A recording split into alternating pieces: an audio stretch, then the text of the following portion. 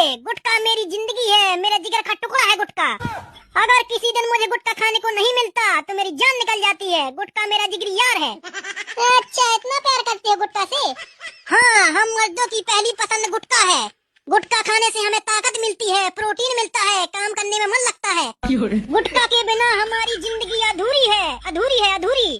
तुम्हें आज एक चीज चुननी होगी, मुझे या गुटखा को। बताओ किसको चुनोगे? ये भी कोई बोलने वाली बात है? गुटखा को चुनूंगा। और मुझे? तू बेवफा हो सकती है, तू धोखेबाज हो सकती है, लेकिन गुटखा कभी धोखेबाज नहीं हो सकता। पुड़िया फाड़ो, मिलाओ और खाओ। अच्छा, गुटखा से इतना प्यार है। ठीक है, तो मैं जाती हूँ अपने मायके। अरे तू कल जाती हो तो आज चली जा, लेकिन मैं गुटखा खाना नहीं छोड़ूंगा, नहीं छोड़ूंगा, नहीं छोड़ूंगा। अगर कोई मेरे गुटके के बीच आया तो लाशें बिक जाएंगी, लाशें। गुटखा